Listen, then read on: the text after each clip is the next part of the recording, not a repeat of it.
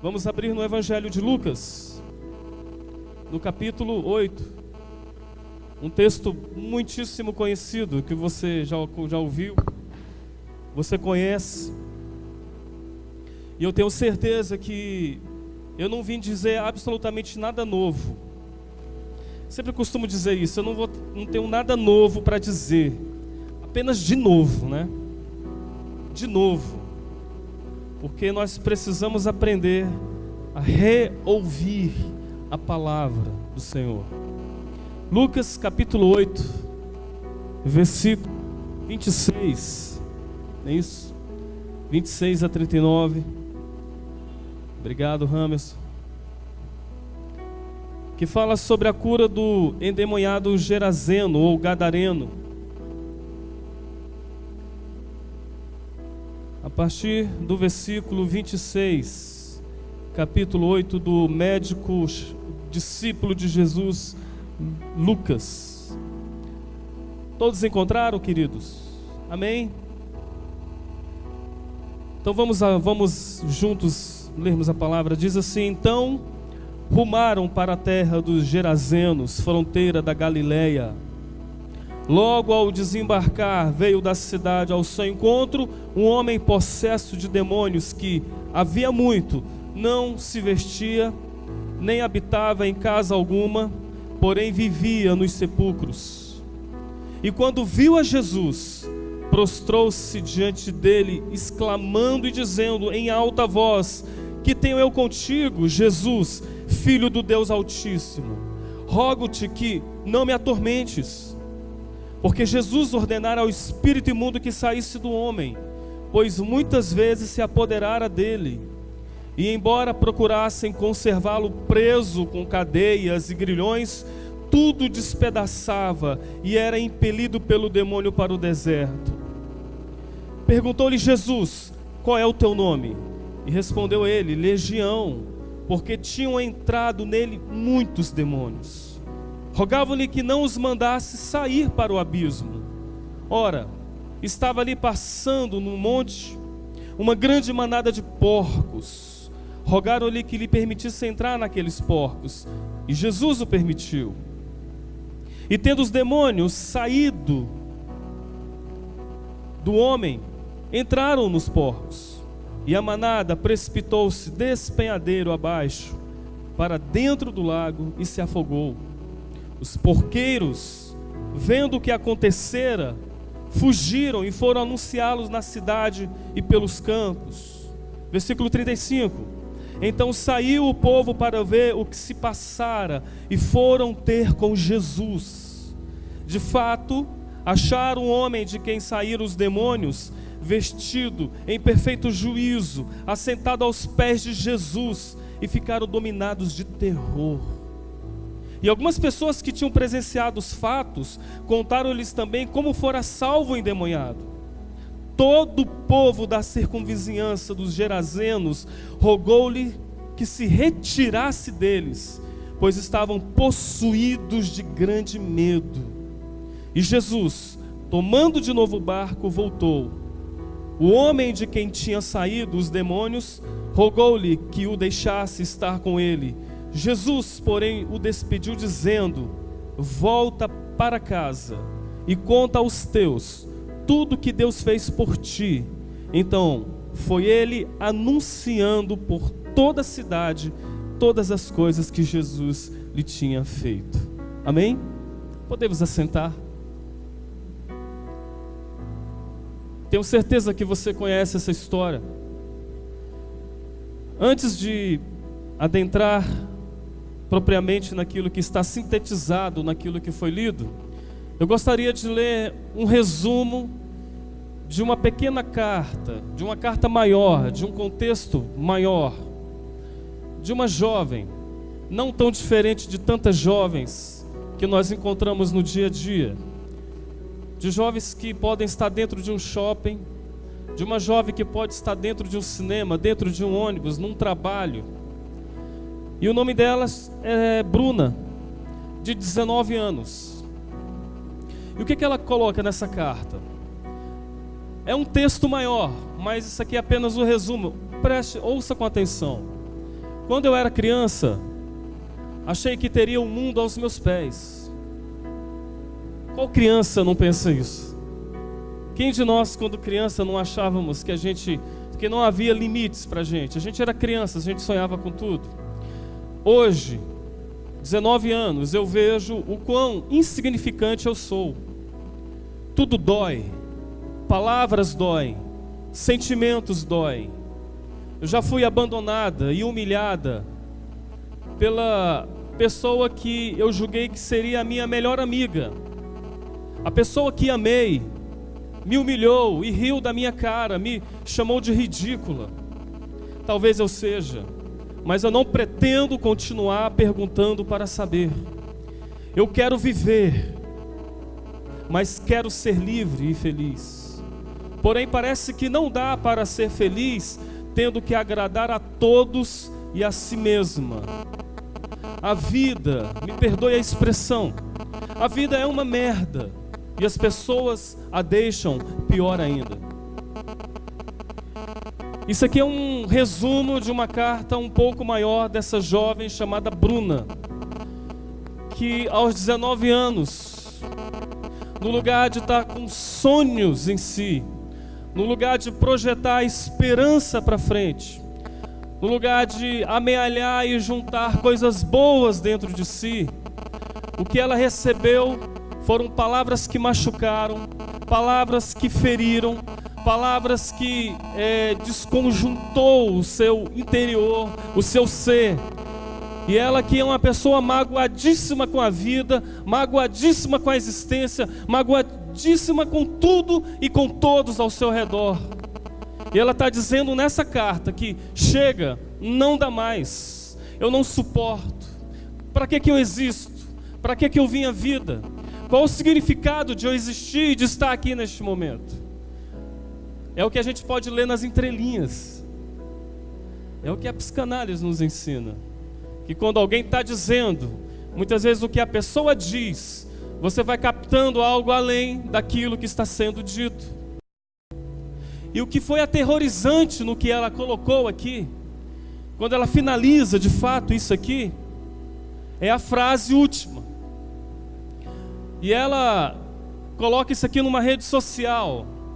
E as últimas palavras dela foram: vocês já viram alguém morrer ao vivo? Vocês já viram alguém morrer ao vivo? Pois hoje vocês vão ter a oportunidade de presenciar. E sabe o que a Bruna fez? Exatamente isso. Ao vivo. Para muitas e muitas pessoas vendo ela tirou a própria vida. Ela não suportou.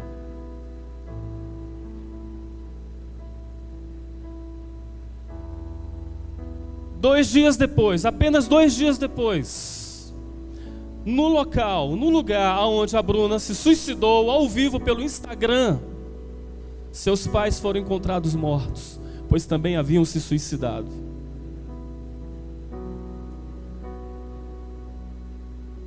Não suportaram a perda da dor, não conseguiram trabalhar o luto.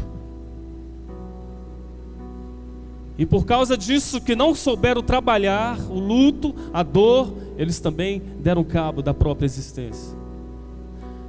E a pergunta é: o que está acontecendo? O que está acontecendo com o mundo? O que está acontecendo com vocês?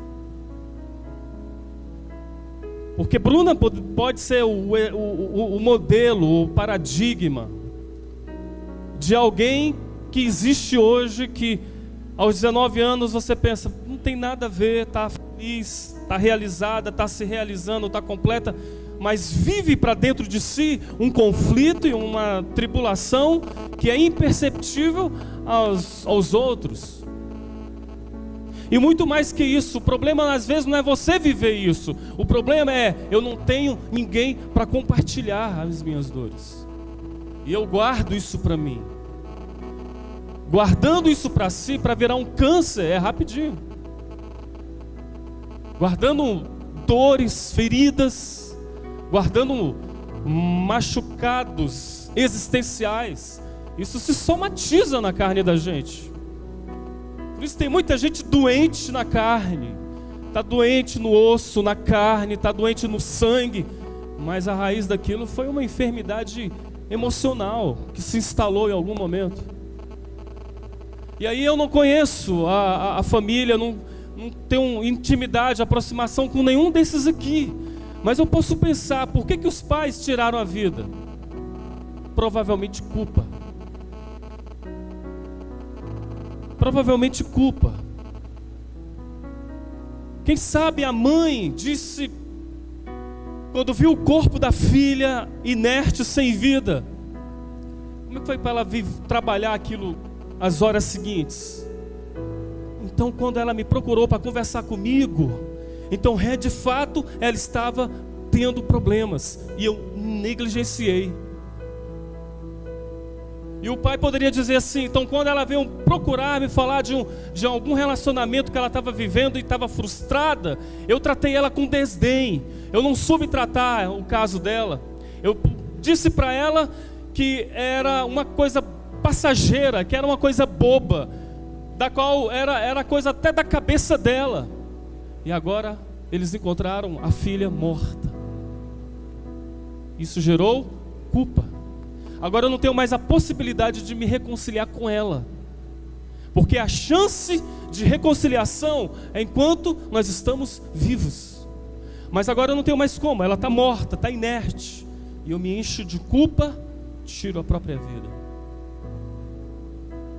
Isso é apenas uma ponta do iceberg que está acontecendo ao rodo no nosso país e no mundo, de gente que está se suicidando, gente que está tirando a vida, a depressão que está atingindo a sociedade de proporções inimagináveis, a gente não tem ideia. Mas nós somos a igreja de Jesus. Nós somos aqueles chamados para sermos sal da terra e luz do mundo, para a gente conter esse fluxo de morte, conter esse fluxo de dor, conter esse fluxo do desânimo, e levar uma palavra de vida e de ressurreição para a glória do nome de Jesus. Amém? O que nós estamos vendo aqui? O que nós lemos aqui? A cura do endemoniado Gerazeno ou Gadareno. Nós estamos vendo aqui um caso também trágico, uma tragédia que se abateu sobre um jovem também. Ele que viveu em algum momento da sua vida uma experiência traumática. Quando a gente lê as histórias do Evangelho, nós encontramos relatos bem antinaturais, conforme nós vamos lendo os Evangelhos. Quando nós lemos, nós queremos tirar dele, da leitura, o óbvio. E geralmente, quando a gente encontra o óbvio, a gente vai descobrir que Jesus queria ensinar algo muito além da obviedade. Porque o óbvio aqui é: Jesus tem poder para libertar de cativeiros espirituais. O nome de Jesus tem poder. É o óbvio da leitura. É o óbvio daquilo que nós lemos aqui. Mas muitas vezes, isso requer um certo estudo, um esmero, uma dedicação, de perceber que muitas vezes existe aquilo que é chamado de a teologia da interiorização. Que Jesus, muitas vezes, ele cura um cego, mas ele aproveita a cura do cego para dizer que ele é aquele que veio ser a luz do mundo para aqueles que vivem em trevas. Ele não apenas mostra o óbvio, mas aquilo que está além dessa obviedade. E há uma mensagem aqui além dessa obviedade. Além de alguém que se encontrou com Cristo e foi liberto, que é esse rapaz de Gadara. Aqui, eu vi aqui que a Igreja Comunhão tem esse slogan, tem esse nome, né? A graça é para todos. Que é lindo isso é maravilhoso, porque de fato é. Graça que é favor imerecido. E a graça que é para todos alcançou esse jovem em alguns pontos importantíssimos na existência dele. A primeira graça atingiu a subjetividade dele. A primeira graça atingiu essa subjetividade dele. Por quê?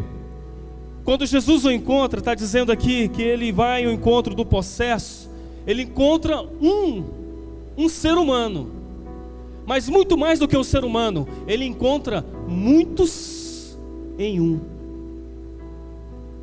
Ele encontra alguém que estava sendo incapaz de ser ele mesmo. Por quê? Porque quem fala com Jesus, quem Jesus encontra é um ser humano, mas quem fala com Jesus é uma legião. Muitos em um. O que é muitos em um? A impossibilidade de ser você mesmo. A impossibilidade desse rapaz ser ele mesmo. A impossibilidade dele viver a sua subjetividade, a sua individualidade. Ele estava sendo impedido, sequestrado e roubado de si mesmo. É muitas vezes assim que o ser humano vive, que nós vivemos, que nós nos comportamos, porque são tantas impressões, são tantas as absorções da existência e da vida que a gente escuta, que a gente absorve, que a gente traz para dentro de si, que quando a gente te encontra, a gente fala: meu Deus, o que aconteceu com ele? O que aconteceu com ela? Olha para si alguns anos atrás, olha para si quando você era criança, quando você chegou à adolescência, hoje quando você é adulto. Veja se você está em um estado de crescência, se você estagnou, ou se você está em profundo estado de decadência. Isso depende da forma como é que você está. De repente são muitos em um. Quem é você? Porque na vida desse rapaz era exatamente isso. Foi sequestrado, roubado de si mesmo. Jesus percebe isso na vida dele, percebe que ele foi roubado da sua subjetividade de ser ele mesmo, e a graça alcança essa vertente da nossa subjetividade, da minha individualidade. É um Deus que se preocupa comigo, com a minha saúde mental, com a minha saúde emocional. Quem são aqueles que estão habitando as minhas emoções? Quem são os habitantes da minha alma? Quem são aqueles que fazem morada na minha psique, no meu coração, no meu entendimento, na forma como eu olho, na forma como eu falo, na forma como eu julgo, na forma como eu sou? Ele está dizendo que eu encontrei alguém que vivia em cemitérios, que não habitava mais em casa alguma, que não habitava mais tendo relacionamento com ninguém, que habitava sozinho, em cemitério, sem relacionamentos, sem contato, sem trocas. É impossível viver se não houver essa sinergia espiritual de trocas, de conluio, de comunhão. Porque aí você vai perdendo você mesmo no caminho. E lá na frente vão te encontrar e dizer: quem é você? E você vai ter que dizer: eu sou muitos em um. Legião é o meu nome. Teu pai não te conhece mais, tua mãe não te conhece mais, teus filhos não te conhecem mais. E você vai perdendo a doçura, vai perdendo a leveza, vai perdendo a graça de viver e de existir. Mas a graça que é para todos deseja hoje, todo dia, visitar essa vertente da nossa vida. Jesus veio redimir toda a humanidade, Ele veio redimir todo o homem e o homem todo homem de todas as línguas, de todas as nações, de todas as tribos, de todos os povos, todos os homens, mas o homem todo, não apenas o seu corpo, mas também a sua alma e seu espírito. Um evangelho para todo homem e para o homem todo. Por isso tem gente aqui que vai sair daqui curado, vai receber uma cura no seu corpo. Mas de repente muitos não vão receber cura no corpo, porque a cura tem que ser mais profunda, tem que ser na alma, tem que ser no coração, tem que ser aquilo que está gerando vida, verdade, essência, está gerando um novo entendimento, uma nova consciência, um ser que caminha com Deus de fato. Então, a despeito de haver multidões, a despeito de haver muita gente, a despeito de haver massas, Jesus não abre mão daquilo que tem para cada um de nós. Ele veio aqui, não, tem muita gente aqui entre nós hoje, mas a despeito de haver muitas pessoas, Ele vê cada um. Ele está vendo você, conhece a tua impressão digital, conhece quantos fios de cabelo temos, conhece o que a gente carrega para o travesseiro, para a nossa cama, para o nosso quarto, para o nosso dia a dia, para o nosso trabalho. Ele, apesar dele ser alguém que prega para o macro, para a multidão, para as massas, nós vemos Jesus tendo também espaço para o micro, não apenas para a multidão, mas para indivíduos, para um só. Assim como ele fez para aquele rapaz também chamado Zaqueu, tempo para um rapaz chamado Zaqueu, tem tempo para uma mulher também, uma mulher cananeia, para crianças, para a mulher samaritana, para a filha de Jairo. Jesus olha para o macro sem se descuidar do micro. Ele olha a multidão e cuida da multidão, mas ele não deixa de cuidar do indivíduo, de cada um de nós. Sinta-se amparado nos braços do Pai, em nome de Jesus, porque Ele não descuida da gente. A gente aqui pensa que o amor de Deus é quem nos abandonou, o amor do Senhor é quem... Mas de fato muitas vezes é justamente o contrário. O amor de nós aqui abandonamos o Senhor. Nada tem o poder de nos separar do amor dele, nem anjo, nem altura, nem nada no mundo pode nos separar. Aí no Gadareno, quando ele encontra isso, porque ele cuida de um como se fosse todos, e cuida de todos como se fosse um, ele olha para a vida dele e vê que a subjetividade dele está adoecida. Percebe na vida do Gadareno a ausência de humanidade. Ausência de humanidade, não é humanismo não. Humanismo é uma coisa, humanidade é outra.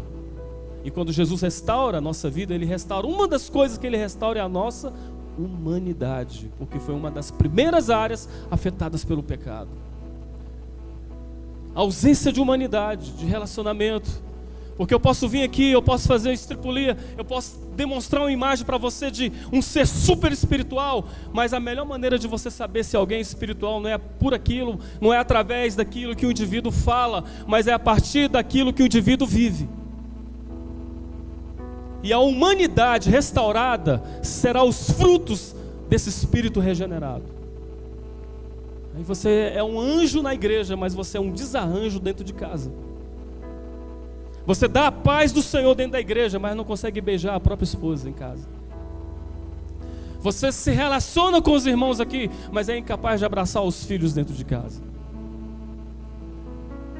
E você morre de amores pelo reino, mas não consegue fazer isso num ambiente interpessoal, num ambiente familiar. Então Jesus, quando vê aquele homem ausente de humanidade, ele percebe que está diante de uma abominação, de um ser que não é ser, de um ser humano que deixou de ser humano mesmo. É muitos em um. Meu nome é multidão.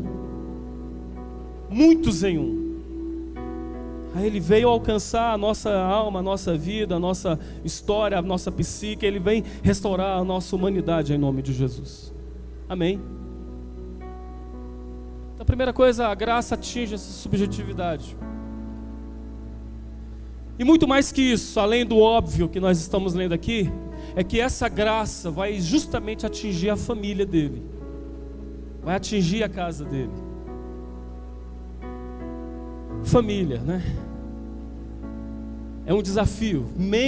É mentiroso quem diz que é fácil viver em família. Mas mente muito mais quem diz que é possível viver sem ela, porque não é possível. Deus cria um homem a partir dali, o núcleo, né? O embrião de tudo. Ele cria o homem, ele cria Adão. E Adão, pense, meu irmão, o cara está vivendo diante de Deus, fala com Deus a hora que quiser. Ele cuida do jardim, ele cuida de tudo. Ele é quem dá nome a todas as coisas ali. Pensa em alguém que a gente olha para Adão e fala, tem tudo, o cara tem absolutamente tudo, não falta nada. E ainda não havia queda, não havia ambiguidade humana alguma, mas ele está ali. E é Deus quem olha para Adão e diz, não é bom que esse camarada fique sozinho. Isto é, há coisas na nossa vida que Deus se permite dizer, olha, eu vou me afastar aqui, porque o que vai te preencher são outros tipos de relacionamento. Eu sempre vou estar aqui, mas o que você precisa agora, a tua necessidade é companhia. E Ele cria a mulher. Ele cria relacionamento. Não foi isso que o pastor falou? Pregaram esses dias sobre relacionamento. A primeira coisa que a gente tem é com o Senhor. Nosso relacionamento com o Pai. Ele é, em primeiro lugar, é insubstituível, é o Senhor. Agora o segundo, trazendo para o âmbito da família, é isso. Ele nos trouxe, nos salva, nos restaura, porque é impossível vivermos sem ela, sem família. Jesus, nessa história, Jesus respeita isso. A partir da vida do gadareno. E olha, infelizmente, hoje no Brasil, os índices são alarmantes quanto à desconstrução familiar.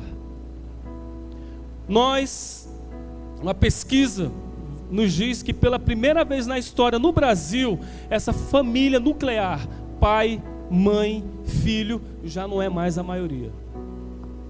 No Brasil, pai, mãe e filho, não somos mais a maioria.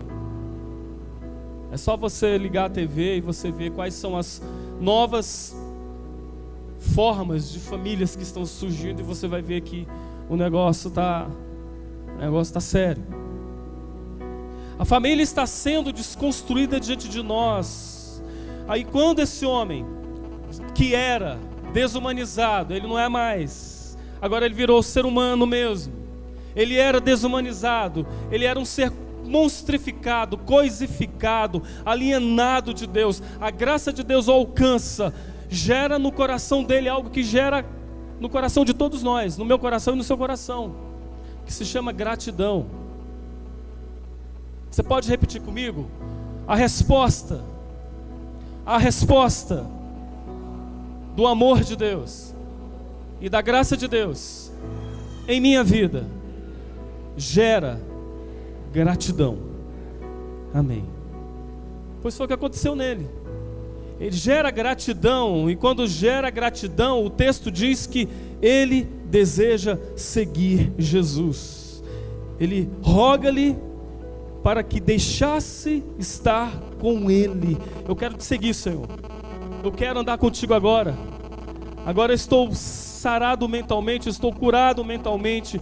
Agora eu encontrei a minha humanidade verdadeira. Eu quero te seguir. A gente poderia dizer que ótimo, que bênção, mais um discípulo para seguir Jesus. Vamos seguir, mais um para contar o testemunho. Se fosse esses pastores pilantras, né, pastor Júnior, ia tentar ganhar dinheiro em cima, né? Vamos usar esse cara para ser o testemunho, e o testemunho dele vai gerar muita grana para a gente. Aí sabe o que Jesus faz? Contrariando tudo e todos, Jesus impede ele. Aquele que antes era muitos em um, encontrou a graça, quer seguir Jesus.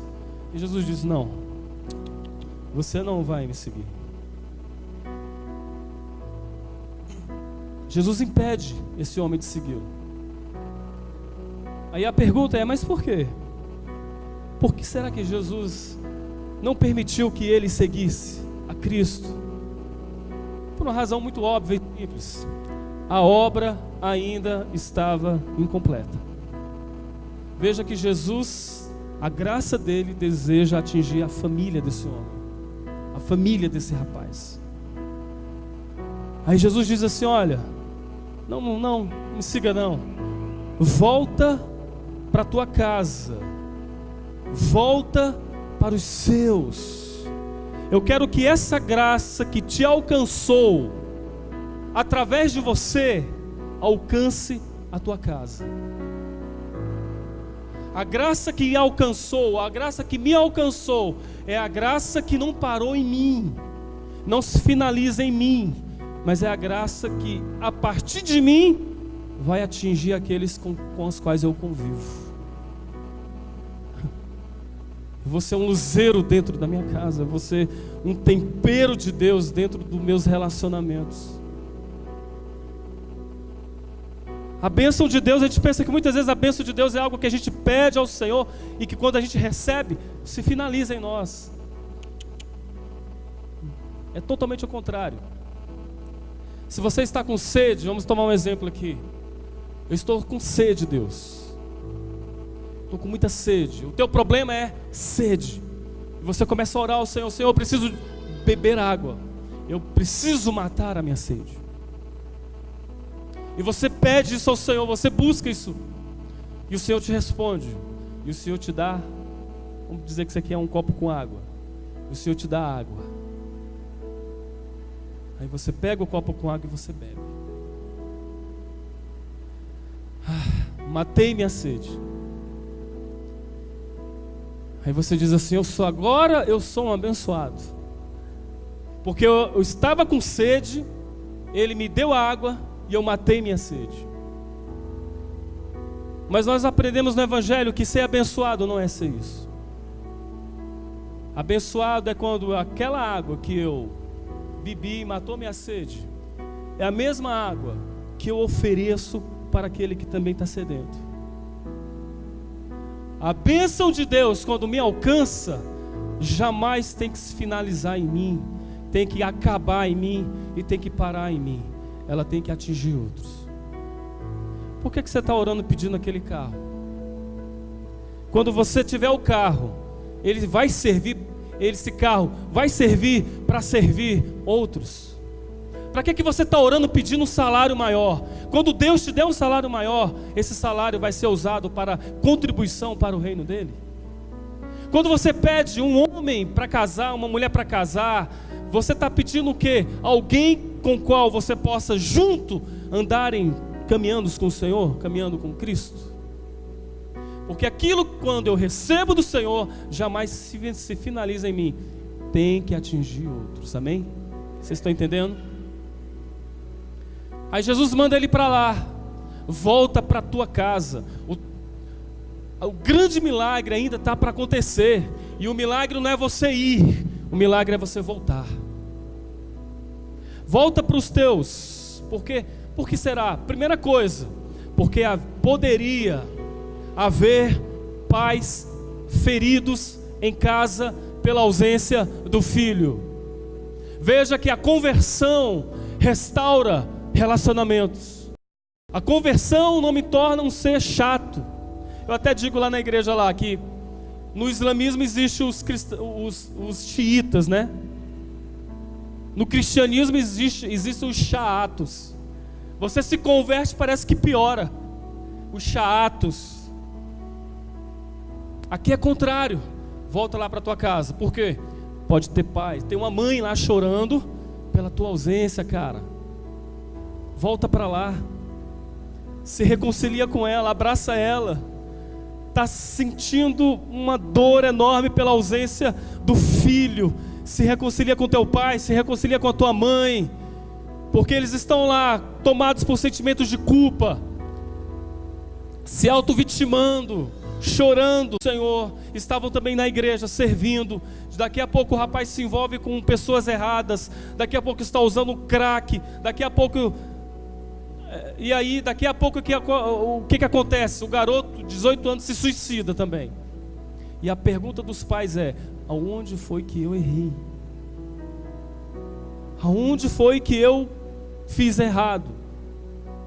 E a culpa vai exercer um poder bem maior do que a própria catástrofe, do que a própria tragédia.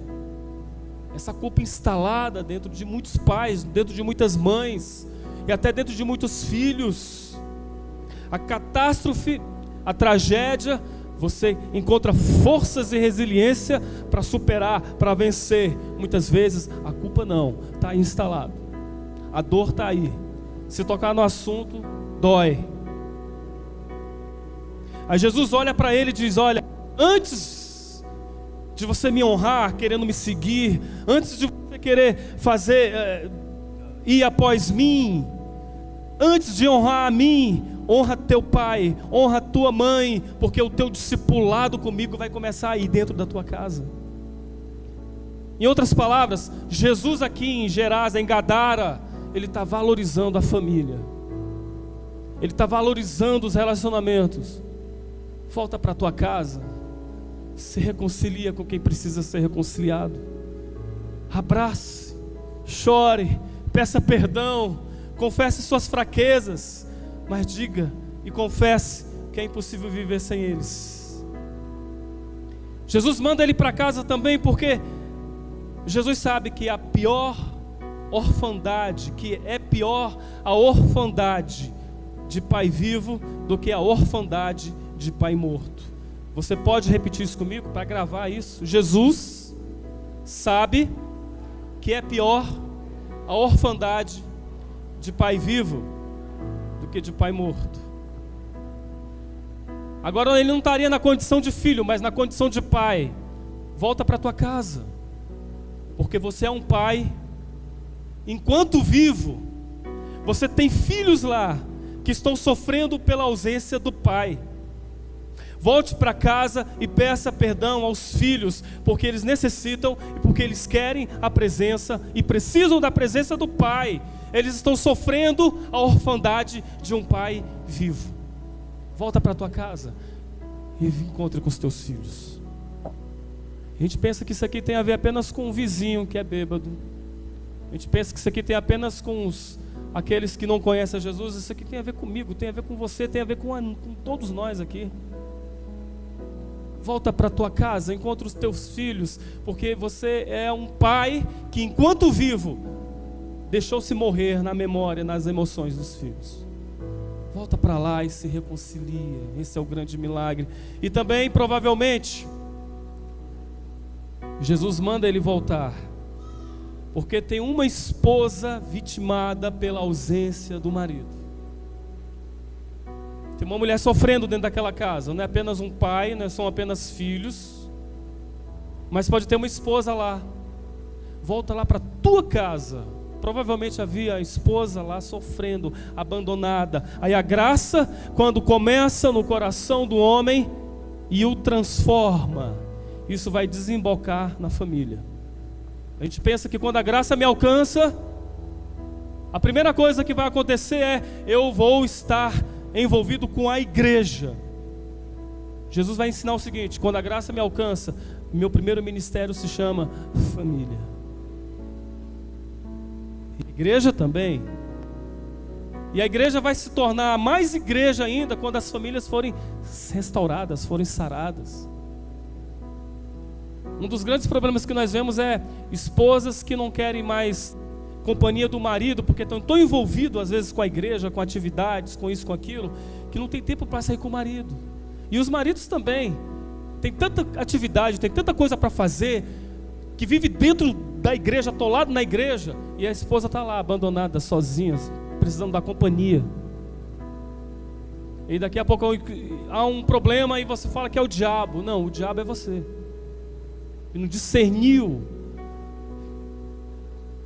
que a intenção de Jesus é que a graça que te alcança, que alcançou, que alcança e alcançará, vai sempre desembocar dentro da família, dentro da nossa casa.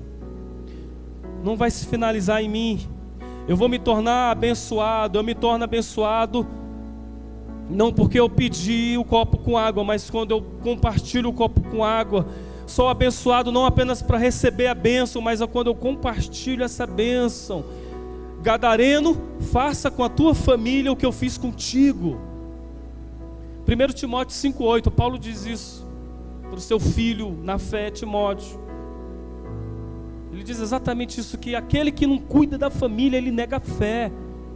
Que não cuida dos seus, ele está negando a fé. Não cuida dos seus, você é pior do que o incrédulo. Está lá em 1 Timóteo 5,8. É uma confrontação. Cuida da tua família, cuida dos teus filhos, cuida da tua esposa. Não permita que a legião, os muitos em um, possam ser de fato legião dentro da sua casa. Aquele império demoníaco.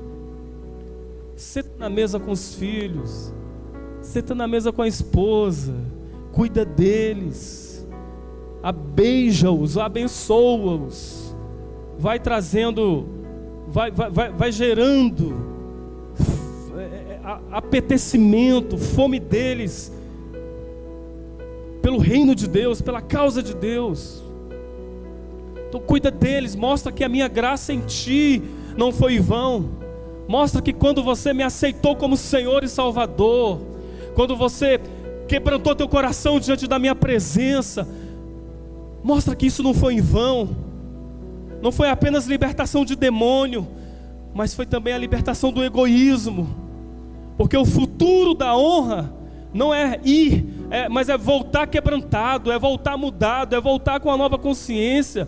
Senhor, eu vou te seguir. Não me siga, volte, mas volte quebrantado, volte diferente, volte com o coração contrito.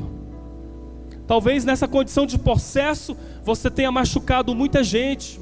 Talvez nessa condição, quando você era muitos em um, quando você não tinha sido alcançado pela graça, você magoou a esposa, você magoou o filho, você magoou o pai, você magoou mãe, você magoou irmãos, você se desconjuntou totalmente do próximo e de todos, nessa condição de possesso, de muitos em um, de multidão em si. Agora a graça te alcançou. Senhor, eu quero te seguir, então siga-me, mas você vai começar a me seguir voltando quebrantado. Peça perdão, se reconcilie. O caminho do futuro é o caminho do retorno, que só será assim se a gente retorna com quebrantamento, com o coração mudado, coração restaurado. Amém? Deixa eu ver as horas aqui, né, pastor? Amém. Aí a gente vê que isso acontece nessa região de Decápolis. 10 cidades helênicas, foram helenizadas, né? Regiões de Decápolis, 10 cidades gregas. Decápolis, 10 cidades, Decápolis.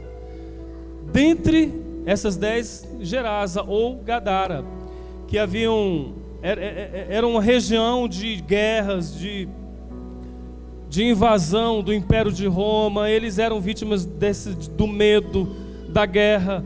Uma região tomada pela opressão, gente machucada, gente que era oprimida, gente que não podia dizer que isso aqui é, aonde eu estou plantando, isso aqui é meu, porque vinha o império, vinha a legião do Império Romano, tomava aquilo. Eles não eram donos de si próprios. E o próprio gadareno, o possesso, ele é esse arquétipo, esse modelo dessa cidade que está tomada por medo. Eles eram os possuídos, eles eram muitos em um. Eu vou olhando para Maria, do Gama, de qualquer outra cidade, você vê o pessoal e você pode dizer sem medo, cara, o que a gente está vivendo aqui é uma sociedade de muitos em um. E você não consegue ver humanidade mesmo, você vê a ausência de humanidade.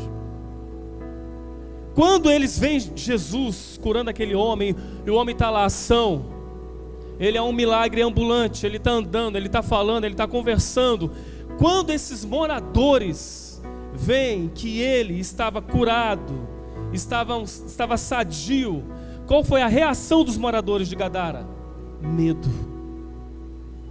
Não era para ser o contrário? Não era para ser tomado de alegria?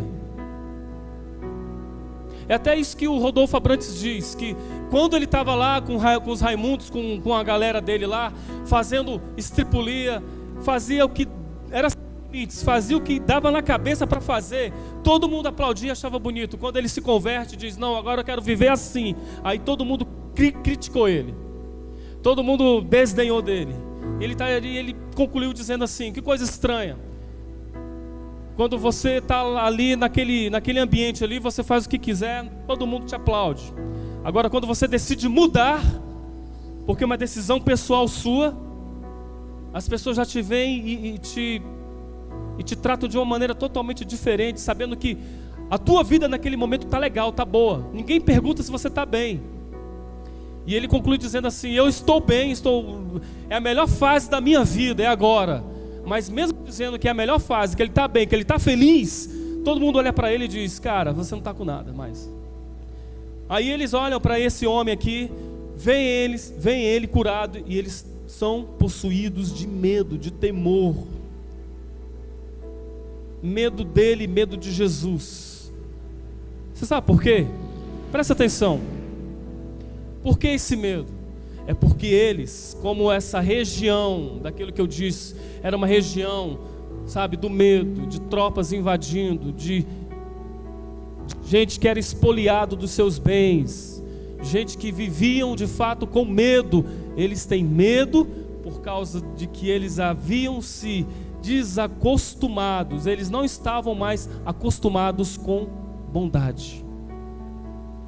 Eles estavam com medo porque eles não estavam mais acostumados com solidariedade, com generosidade, não estavam acostumados com saúde, não estavam acostumados com bem-estar. Eles eram acostumados, era com a tragédia, era com o sequestro, era com a doença na subjetividade, na individualidade, com a desgraça, com a nudez, com a opressão, com o medo, com as legiões de Roma. Quando vem alguém tratando bem, saudável, curado, transformado, gerou eles, porque eles deviam reaprender a viver, reaprender a serem gentes não da desgraça, mas da graça.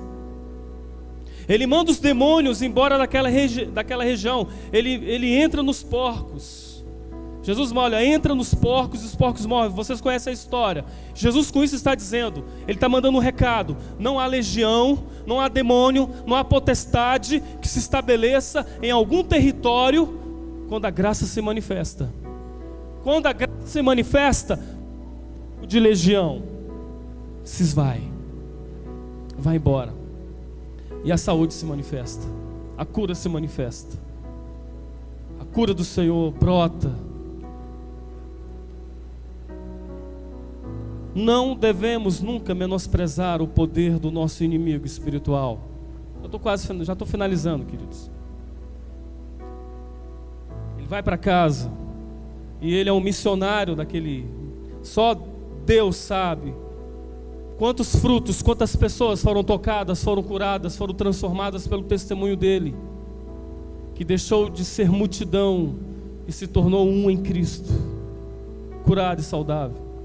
E a partir disso eu devo aprender que eu não tenho que desprezar o meu inimigo espiritual, porque ele tem o poder de desconfigurar esse projeto de Deus na minha vida, na sua vida. Num segundo ele nos sequestra, num segundo ele rouba a nossa humanidade.